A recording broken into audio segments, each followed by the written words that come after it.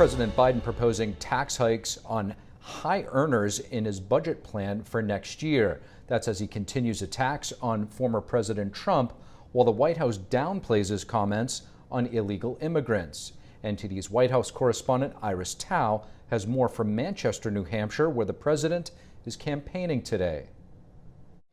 President Biden hitting the campaign trail hard today in New Hampshire and touts his latest budget plan while repeatedly takes aim at his 2024 rival, former President Trump.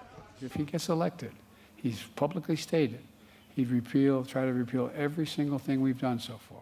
Unveiling his $7.3 trillion budget plan for fiscal year 2025, Biden says he wants to hike taxes for large corporations and wealthy Americans. That, Biden says, would cut the national deficit.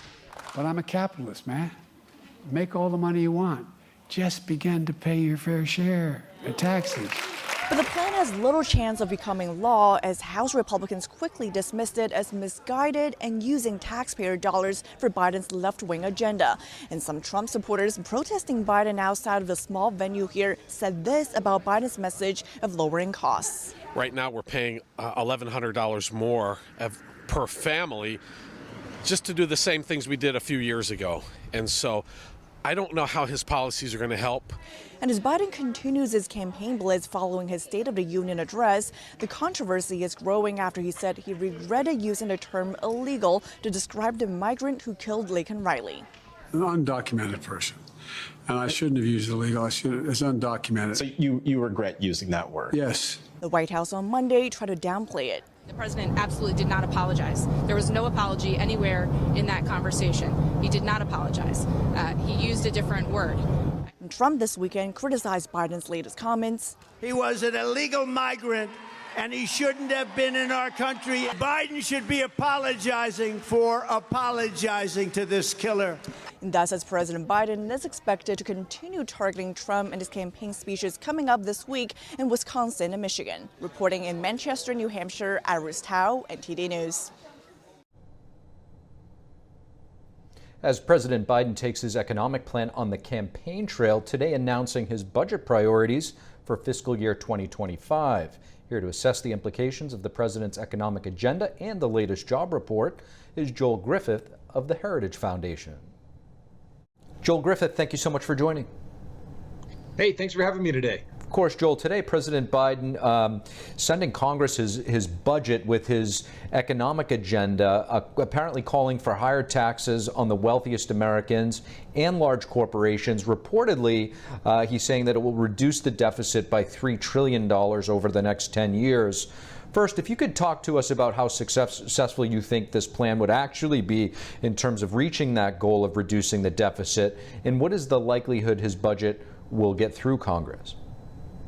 Well, there's so much that has been errantly said by President Biden over the past week regarding the budget. Number one, if you look at the actual budget deficit during President Biden's first term, it's about $2.2 trillion higher than it was estimated to do at the start of his term.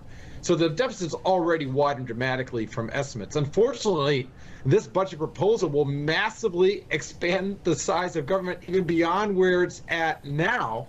And if you just look at this next year's proposal, $7.3 trillion is hard to get our minds around. That's $88,000 per family in federal spending, much of that, which is, of course, just borrowed. And if you look at the estimated interest costs under this proposal, over the next 10 years, we're expected to spend $485 billion per year just on the interest on the national debt, in addition to what we are already expecting to spend. It's a massive increase in the size. And as to his promise to raise the taxes on corporations, well, corporations, these are our businesses. And he's proposing to raise our corporate tax to higher than 150 other countries. Our corporate tax rate would be higher than communist China, Japan, our competitors in the European Economic Union. This would be a disaster for business growth here at home. When you're talking about adding more federal jobs, you're talking about more big government. And so eventually it kind of has this tricky effect on, that money is coming from taxpayers and adding to the debt in a way. Well, that's right. As the government expands, whether we're funding that expansion with money printing, which causes inflation, of course, or with higher taxes, the end result is very similar. It means that our federal government gobbles up more of our economic productivity, and it means that there are fewer resources left to actually invest in research, development, and equipment. And that's part of the reason why this proposal to hike taxes on the so-called wealthy and in businesses is so harmful, not just to the companies themselves, not just to the wealthy, but it's harmful to all of us. You know, right now, the wealthiest 1% pay close to half of all the income taxes. If we increase that yet more, that is going to take away capital that they have to invest, meaning fewer job opportunities for all of us, in addition to harming them personally. It results in less economic growth. And we got to be very clear on this. It's this economic growth from research, development, and investment in buildings and equipment. That's what allows all of us, even if we're not wealthy, to be more productive. And if you look at corporate income growth over the years, we know that it's split. It's split between the shareholders and also the workers, not because government is stepping in and saying workers have to have a certain percentage. This is just the way a free market works. As businesses are more profitable, they're able to invest, become more efficient, and all of us end up seeing our standard of living improve as well. But the number of unemployed people rose by 334,000 to 3.9%. That's up from 3.6% just a year ago.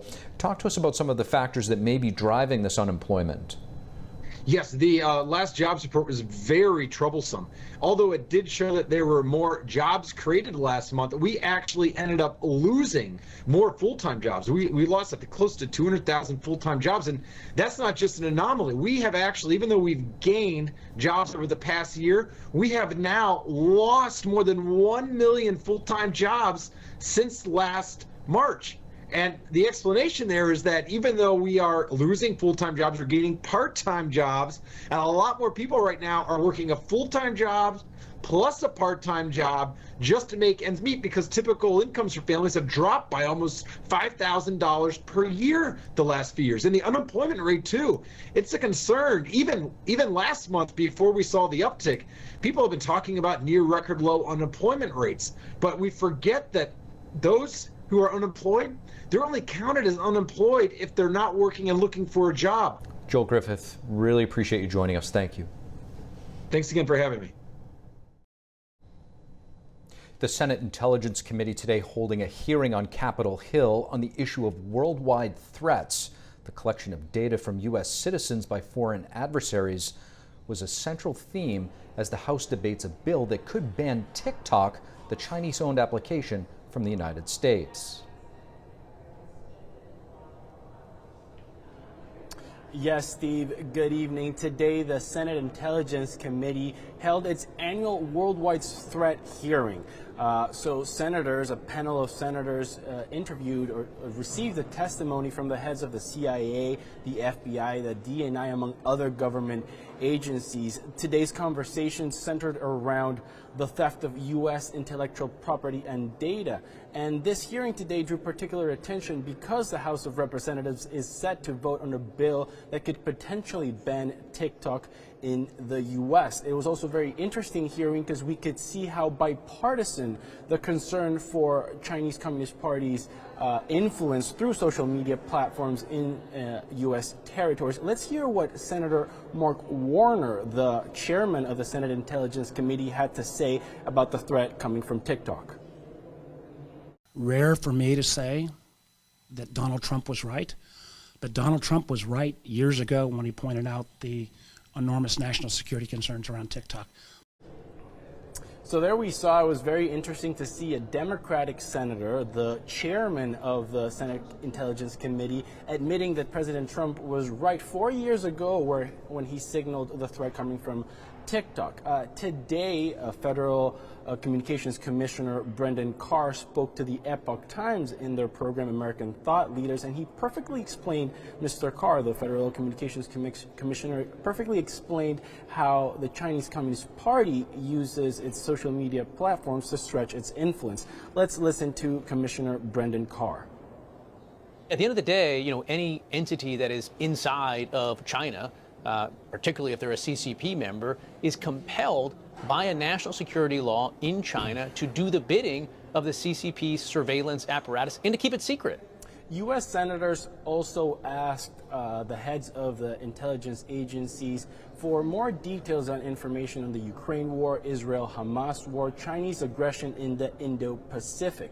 It's important to note also that the Senate Intelligence Committee is holding a closed-doors hearing after the public testimony of the heads of the intelligence agencies. And tomorrow, the House of Representatives will hold its annual World Threats hearing. Back to you.